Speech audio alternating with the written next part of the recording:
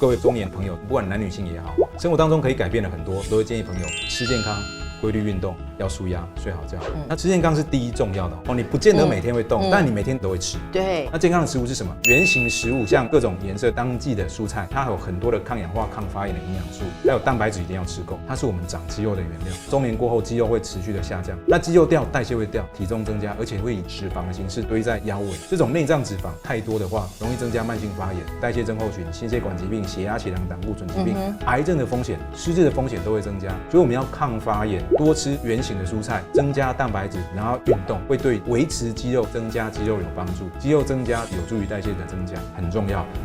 好，欢迎来到健康大前线，我是钱子。很多人哦，40岁过后，体力呀，各方面你的身体状况都会变差，这是更年期吗？还是有什么样的身体慢性发炎？我们今天为您请到的是吴家宏医师，他要告诉我们如何面对你身体上面的一些微妙的变化。欢迎医师。主持人好，各位观众朋友大家好。医师，我们常常听到慢性发炎哦，还有包括你身体可能各种的慢性病，对，可以逆转吗？还是说我们用什么方式，当然有机会，让我们的生活可能会更健康，或者生活品质更好？是，其实很多的慢性疾病，我们如果摊开国人的10大死因，很多癌症常年来都盘踞第一名哦，首位。那心血管疾病，停经之后的女性朋友要特别注意哦，心血管疾病、失智症、骨折、骨质疏松的风险会增加。那生活当中有没有什么可以做的？各位中年朋友，不管男女性也好，生活当中可以改变的很多4大要素，我都会建议朋友吃健康、规律运动，要舒压、睡好觉。那吃健康是第一重要的。那运动不重要吗？运动它很重要啊。可是我们讲实在一点，我今天跟一个民众说，运动很重要啊，怎么动怎么动。他等一下出诊间之后马上就忘记了，他就会去找东西来吃了。哦，你不见得每天会动，但你每天都会吃。对。哦，所以你每天都要注意你放进嘴巴里面的东西有什么样的原则可以遵守吗？我都会告诉民众大原则，把精致加工的糖、面粉、淀粉减少。越少越好。精致加工的糖、饮料、零食、糕饼、甜点、蛋糕，还有很多面粉类的要注意，面包、面皮、面条、馒头这些，尤其是外食族现在很多上班族是外食，外食会有很多的这些精致加工的糖、面粉。这些精致加工的糖、面粉很多放的一些成分进到体内，你吃太多容易增加发炎，甚至你会上瘾。你知道糖吃多是会上瘾的会有所谓的糖瘾包含说体重、腰围、体脂肪的问题。很多女性朋友很 care、很担心的是她的体重所以这些精致加工的东西一定要刻意的减少。不吃很困难，我知道很多人不吃生活没有什么乐趣，所以你要看整体你的健康是有很多的面向在影响。你如果整体都是往好的方向前进，那就好。偶尔，譬如说朋友聚会啦、家族聚会啦，或是要庆祝什么活动等等，偶尔吃 OK。可是你有意识的知道说，我现在吃的这些是精致加工的东西，我吃一些，但是我大部分时间我都要吃健康的食物。那健康的食物是什么？例如说圆形很重要，圆形的蔬菜，原来的圆不是圆圈圈的圆。很多人圆圈圈的圆，马上去买那个 donut，no， 不是甜甜圈是原来的圆。圆形食物，像各种颜色的当季的蔬菜，各种叶菜类，它有很多的抗氧化、抗发炎的营养素，还有蛋白质一定要吃够。蛋白质为什么很重要？第一个，它是我们长肌肉的原料。我们都知道，中年过后肌肉会持续的下降。如果你没有做任何改变，没有运动的话，那肌肉掉，代谢会掉，体重增加，而且会以脂肪的形式堆在腰围。这种内脏脂肪太多的话，容易增加慢性发炎、代谢的疾病、代谢症候群、心血管疾病、血压、血糖、胆固醇疾病、癌症的风险、失智的风险都会增加。所以我们要抗发炎很重要所以你多吃原型的蔬菜，增加蛋白质，然后运动，会对维持肌肉甚至增加肌肉有帮助。肌肉增加有助于代谢的增加所以以蔬菜跟蛋白质为主因为很多现代人，尤其上班族，他可能叶菜类、蔬菜类、纤维还有蛋白质其实是摄取不到位的但他吃很多的就是糖还有淀粉类。那淀粉类也不是说都不能吃，但是尽量以原型为主。那原型的淀粉像什么？糙米、地瓜、马铃薯、南瓜、芋头等等，这些都是淀粉进到体内都会转化为糖，那这些你要控制住，不是都不能吃，你可以吃，但是你要视你整天的活动量。你如果是一个运动型的人，你很爱运动，你甚至淀粉量可以增加一些，可以吃比较多。可是大部分人是没有运动习惯的，都是久坐的上班族，这个时候你就要特别控制你的淀粉量包含我们说的精致加工的糖、面粉、淀粉，要尽可能的减少。那我会建议你一餐当中，你有淀粉有蔬菜有蛋白质，你先吃蔬菜，先吃蛋白质，先吃蔬菜蛋白质，蔬菜蛋白质吃到差不多你绝对不会饿，绝对饱了，你还想吃淀粉，你就放在最后吃，这样有助于血糖的这个稳定。才不会波动很大。甚至如果你还想控制整体的食量，你可以在一餐之前先喝一杯水，让你觉得有一点点饱，你就不会吃太多。所以饮食就把握这个大原则。其实即便你是外食族，上班族每天都外食，便利商店你还是可以挑到相对健康一点，蔬菜啦，蛋白质，像无糖豆浆也是一个蛋白质来源，有糖你就要注意，除非你运动活动量很高，看你整体怎么搭配，或是蛋，很多人吃茶叶蛋，那也是蛋白质的来源。然后叶菜类，尽可能要多摄取，减少饮料、零食、糕饼、甜点、蛋糕。是对，以这个为原则，这是饮食的部分。那运动要怎么做？运动先求有，再求持续，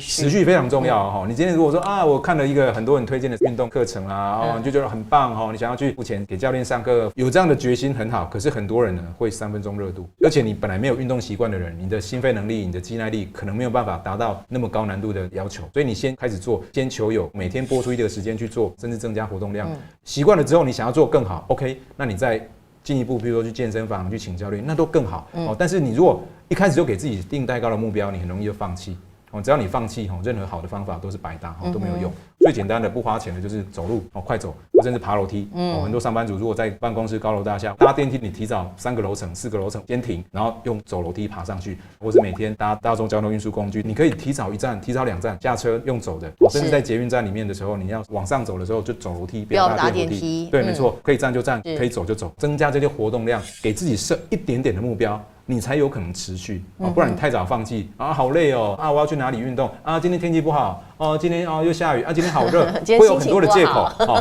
所以你要挑战自己的人性，常常都会失败。就是可以做得到的，很容易，很简单做就在你面前，在家也可以做一些地板动作不用花太多钱就可以开始，先求有，再求持续，再求好，再求更好所以慢慢来，因为这个是一辈子的事情健康是一辈子的事情。舒压当然每个人都有自己的舒压方式现代人不可能没有压力。对，在有压力的情况之下，你更要吃到营养，你才能够滋润你的细胞，让你的细胞有本钱面对那个压力。所以有的人会去静坐、冥想、听音乐、看书、画画、写字、写日记等等各种方式，可以让你内心平静的，都是好方法。每个人不一样，因人而异。那现在很多人是在滑手机，这也算是一种舒压的方式吗？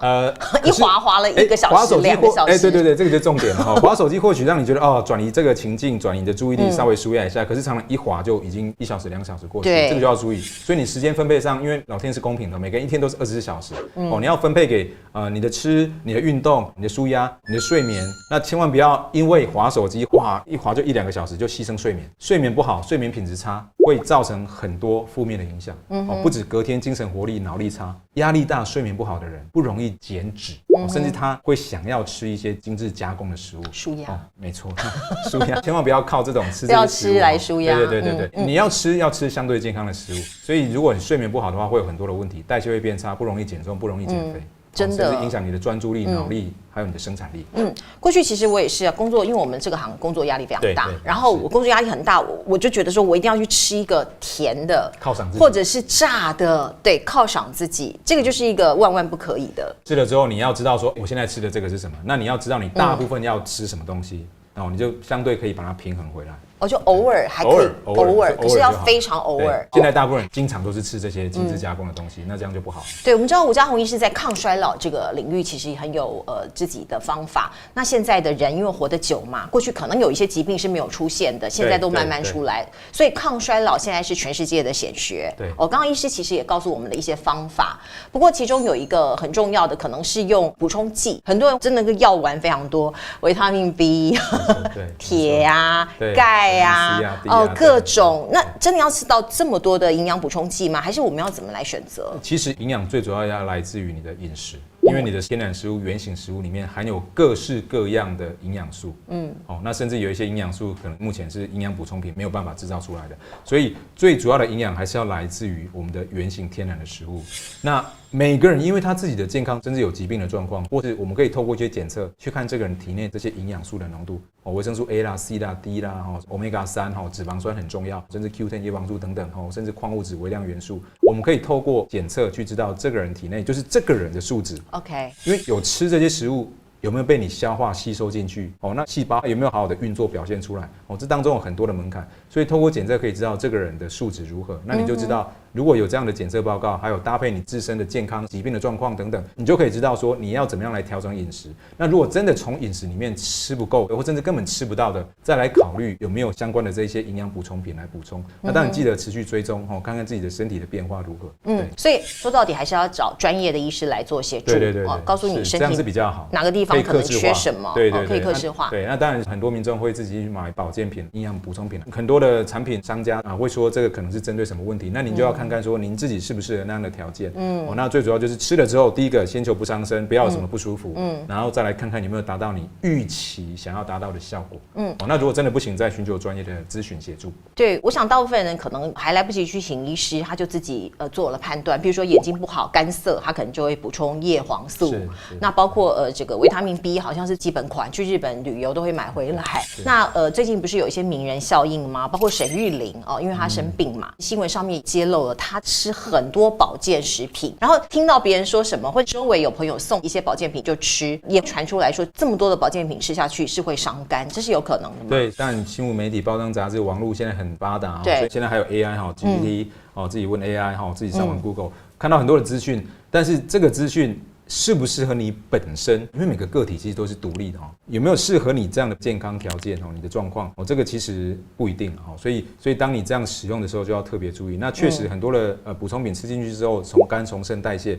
所以就要特别小心甚至要去追踪这方面会不会造成一些负担。那我一再强调就是说，生活当中，尤其是你饮食，是你最主要、最重要的营养素的来源。那真的吃不到位、不够，或是你身体有什么状况，哪里不舒服，进一步寻求专业医师的协助，甚至透过一些特殊的检测，知道自己各方面的营养素的状态，再来针对那些不够的营养补充，可能会是比较适合你的方式。好，那像中高龄族，如果看到这一集，有人就会说我要开始改变我的生活，是要用哪一个事情开始做，可能最有感？中年之后的人呢，我建议两大重点第一个吃蔬菜蛋白质增加，蔬菜蛋白质增加。第二个开始动。开始动，不要一直坐着，走路、爬楼梯都好，都可以持续的动，把它变成生活当中的一部分，就跟吃饭、睡觉一样，那么的重要。开始做，开始改变，这个要持之以恒你不要想说我今天做一做，明天下个礼拜就要改变，没有那么神奇的事情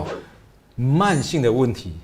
长期的问题，需要长期的解决方式。是，除非它是一个可以，比如说医学上我们说可以开刀处理掉拿掉，好就没事。可是我们提到了很多的慢性的疾病，癌症也好，失智症也好，心血管疾病也好，肥胖也好，代谢症候群、糖尿病，很多都是慢慢酝酿而来的。所以慢性的问题需要长期的解决方式，不要想说一触可及，马上就要改变。所以只要你往对的方向走，坚持下去，持续做下去，你的身体会给你正向的回馈。所以如果你现在是中年以后，那你想要改变你的身体、你的生活方式，两件事，第一件事就是吃的，对，多吃蔬菜。